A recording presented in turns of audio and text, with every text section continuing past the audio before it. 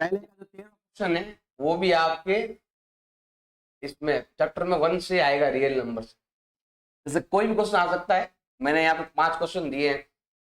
ये क्वेश्चन दिया हुआ है कि P एंड Q जो है ना वो है प्राइम नंबर, लेकिन यहाँ पर लिखा हुआ डिस्टिंक्ट मतलब होता है डिफरेंट डिफरेंट है। मतलब ये नंबर डिफरेंट है और ये नंबर डिफरेंट है, सेम नहीं है। प्राइम नंबर भी है लेकिन सेम नहीं है। अब इसमें लिखा हुआ एक तो है P और एक दिया हुआ है Q, ये दोनों नंबर डिफरेंट डिफरेंट है। इसका मतलब क्या होता है कि मान लो कि ये 2 है और ये वाला कितना हो सकता है 3, 5, 7, कुछ नया नंबर है। दोनों नंबर सेम नहीं है, कुछ नया नंबर है। मान लो मैंने 5 मान लिया या 7 मान लो, कुछ भी। दोनों दोनों क्या है प्राइम नंबर है। प्राइम नंबर का मतलब होता है जैसे 2 लिखा हुआ है आप लिखेंगे 2 into 1। 5 लिखा उसका मतलब क्या होता है 5 into 1। ऐसे ही यहाँ पर क्या लिखा हुआ है PQ लिखा हुआ है, इसका मतलब क्या हो गया P into 1, इसका मतलब क्या हो गया Q into 1। अब हमें बताना है कि इसका SCF कितना है, कितना होता है 1। प्राइम नंबर में केवल एक ही नंबर कॉमन आता है, वो है 1। आप 17 लोगे 17 into 1, 19 लिए तो 19 into 1, केवल 1 ही कॉमन है जितने भी प्राइम नंबर सबके सब। अगर दोनों नंबर सेम होते तो यही नंबर हो जाता। जैसे मान लो यहाँ पर 2 2 आ रहा है, 2 एसएफ हो गया। 3 3 है तो 3 एसएफ हो गया, तो कॉमन नंबर 3 आ रहा है इसलिए। यहाँ पर 2 नंबर है, दोनों ही डिफरेंट डिफरेंट है और सबका कॉमन फैक्टर होता है 1। प्राइम नंबर का कॉमन फैक्टर क्या होता है 1 होता है। तो उनका अगर आप एससीएफ फाइंड करोगे तो ऑलवेज कितना आएगा, हमेशा आपके 1 आने वाला, अगर डिफरेंट डिफरेंट है तो। नहीं तो फिर वही सेम नंबर आएगा। वैसे यहाँ पर देखो P और Q लिखा हुआ है, ऑलरेडी ये डिफरेंट डिफरेंट है, तो मतलब प्राइम नंबर भी आपके डिफरेंट डिफरेंट है। ये नहीं भी लिखा होता तो भी एससीएफ 1 ही होता, क्योंकि ये नंबर P लिखा हुआ है और ये नंबर Q लिखा हुआ है। इन दोनों का अलग अलग नाम है, अलग अलग वैल्यू हो सकता है, इसके हिसाब से हमेशा इससे कितना आएगा 1 आएगा। हमें बताना है कि इसमें से कौन सा नंबर आपके इरेशनल है। इरेशनल का मतलब होता है जो नंबर रूट में हो, कोई भी नंबर, एनी नंबर, मैंने एन लिख दिया, एन मतलब एनी नंबर, कोई भी रूट निकालेंगे और रूट नहीं निकलना चाहिए, पॉइंट में आना चाहिए, वो नंबर हमेशा क्या होता है इरेशनल नंबर होता है। जैसे देखो √2 है, देखो हमने जैसे हमने रूट निकाला ना, एक बार नंबर पॉइंट में चला गया तो वो नंबर होगा नॉन टर्मिनेटिंग नॉन रिपीटिंग।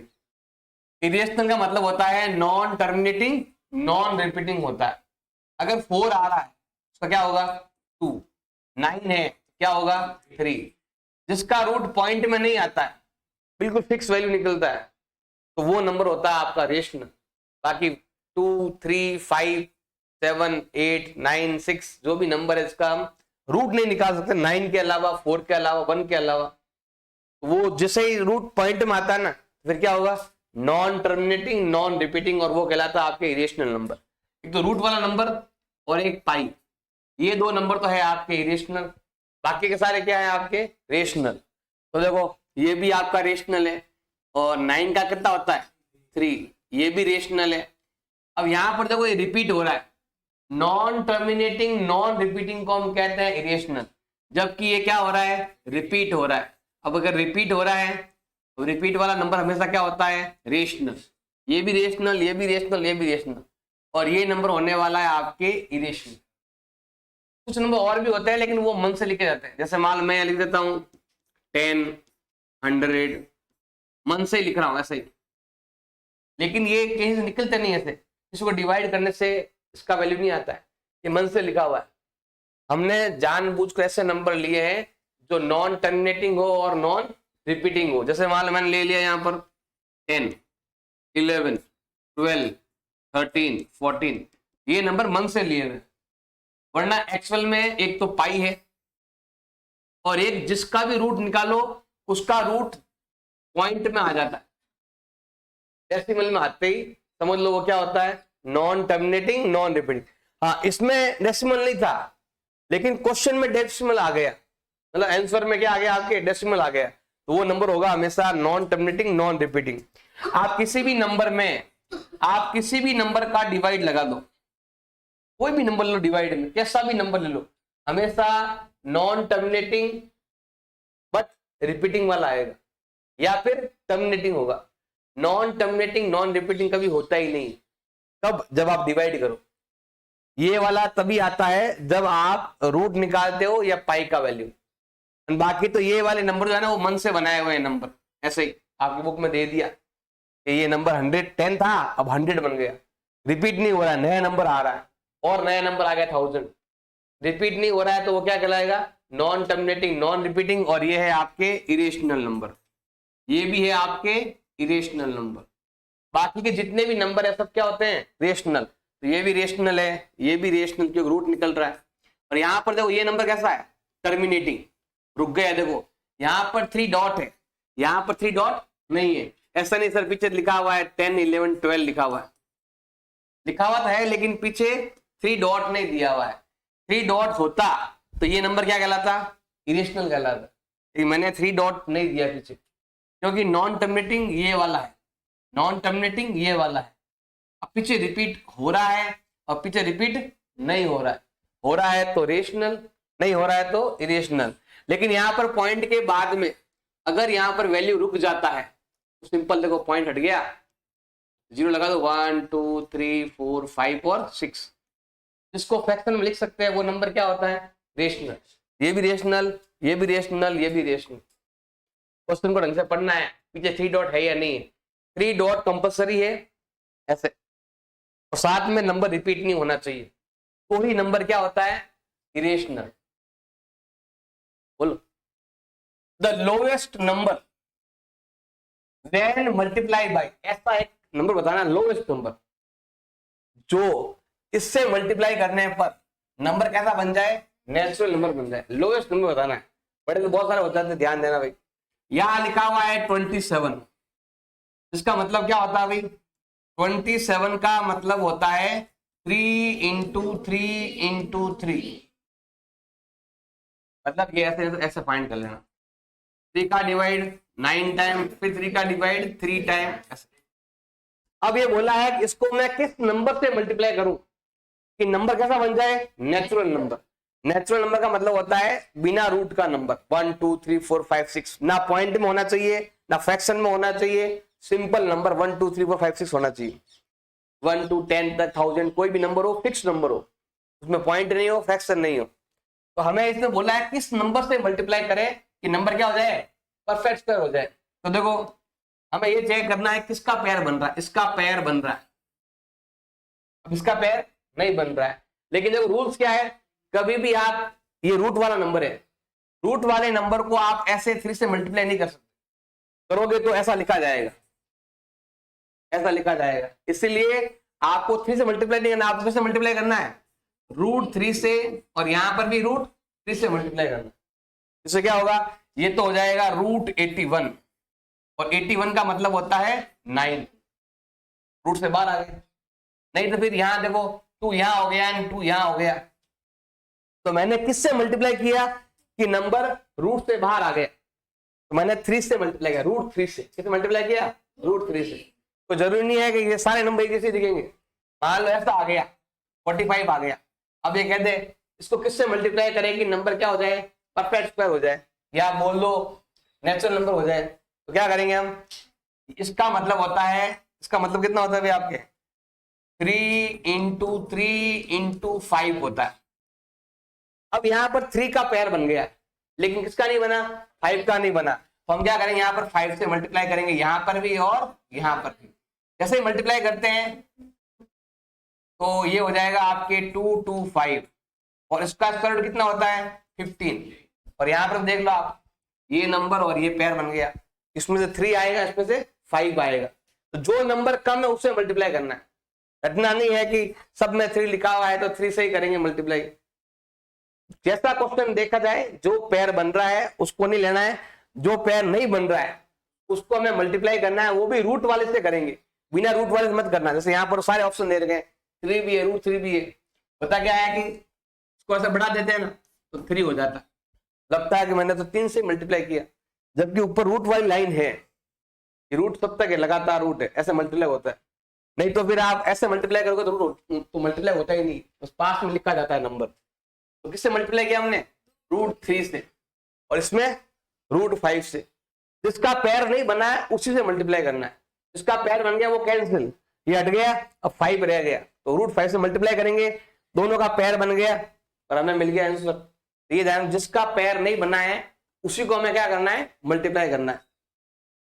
कोई दिक्कत है तो बोलो।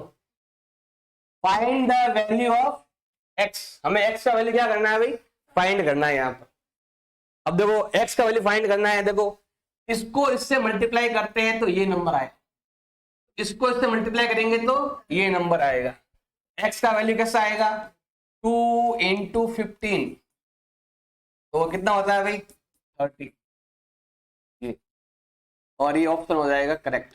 ये वही है जो मैंने शुरुआत में बताया था आपको, ये 30 है, उसके टुकड़े कर दिए ऐसे, कितनी बार गया 15 टाइम, 3 का डिवाइड किया 5 टाइम, फिर 5 का टाइम, ऐसे ये हो गया 4, 4 बार यूज में हो गया ये वाला नया।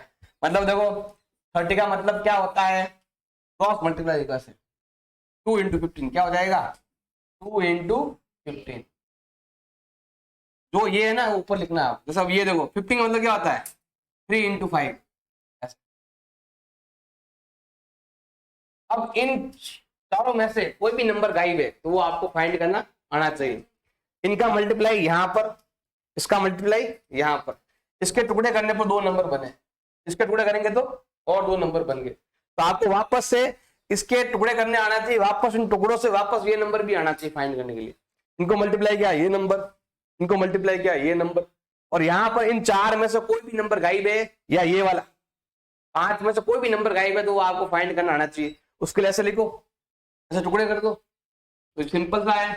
सबसे पहले वाले कॉलम में जो लिखा हुआ है वो यहाँ लिखा हुआ है, फिर हमें क्रॉस मल्टीप्लाई करना है 2 × 15, ये, फिर ये नंबर आएगा, ये रहा, आपको कैसे आएगा क्रॉस मल्टीप्लाई 3 × 5, और ये जो लास्ट में जो नंबर बचेंगे ना, ये सब के सब नंबर कैसे होंगे, आपके प्राइम नंबर होंगे।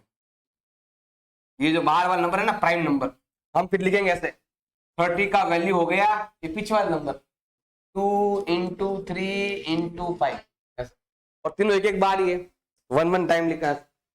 एक और 2 आ जाता तो हम लिखते 2 की पावर 2 ऐसे लिख देते, तो उसको ये चौथा बार काम आ गया ऐसे टुकड़े करना, ऐसे ऐसे फाइंड करने में, ऐसे टेबल बनाने में आ गया, फिर वो सम ऑफ पावर करने में आ गया, फिर वो ऐसे टुकड़ों में लिखने वाला आ गया।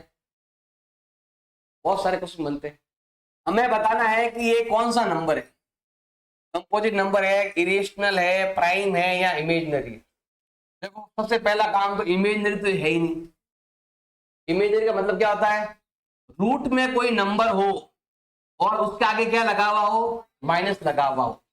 अब कोई भी नंबर को हम n मान लो, n मतलब एनी नंबर, कोई भी नंबर माइनस में हो और रूट लगा उसको बोलते हैं इमेजिनरी नंबर। तो ये तो ऐसा है नहीं यहाँ पर, ये तो भूल जाओ।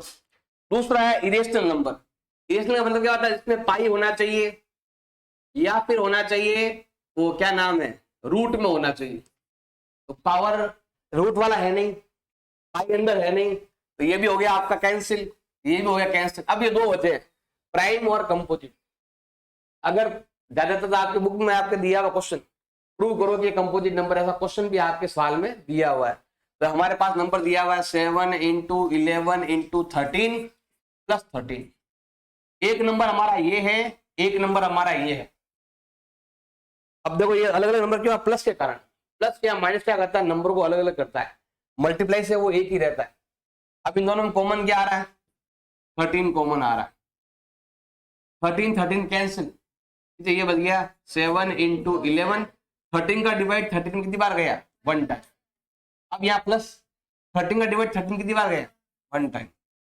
ये आपका 13 है, ये कितना हो गया 77 + 1, ये है 13 और ये हो गया आपके 78। इनको मल्टीप्लाई कर देंगे, 13 8 जा 104, 10 बच गए 91 और 10 कितना होता है 100। अगर इसमें केवल इसी नंबर का डिवाइड जाएगा, ओनली इसी नंबर का, तो क्या है प्राइम है। लेकिन देखो इसके अंदर 2 का डिवाइड जा रहा है, किसी भी नंबर में अगर 2 इसके अलावा और किसी नंबर का भी डिवाइड अगर जा रहा है, इसका मतलब ये कौन सा नंबर है, कंपोजिट नंबर है। ये क्या कहलाएगा भी आपके कंपोजिट नंबर। और अगर एग्जाम में ऐसा क्वेश्चन नहीं आया और ऐसा ही आएगा सिंपल, प्रूव करो कंपोजिट है, तो आपको ऐसा लिखना पड़ेगा, प्रूव में ऐसा लिखना है। 13 कॉमन ले लिया, ये नंबर सेम, इसका डिवाइड यहाँ गया 1 टाइम, प्लस का प्लस, यहाँ डिवाइड गया 1 टाइम, इसको सॉल्व कर दो, मल्टीप्लाई, दोनों को ऐड कर लो, फिर मल्टीप्लाई कर दो, और फिर हमें क्या लिखना है लास्ट में, दिस नंबर डिविजिबल बाई 13। देखो इन दोनों को मल्टीप्लाई करने पर वो नंबर बना है, इधर ध्यान लगा लो, इन दोनों को मल्टीप्लाई करने से वो नंबर बना। इसका मतलब क्या हुआ, इसके अंदर 13 का डिवाइड जा रहा है, इसके अंदर 78 का डिवाइड जा रहा है, इसका मतलब क्या है, कंपोजिट नंबर।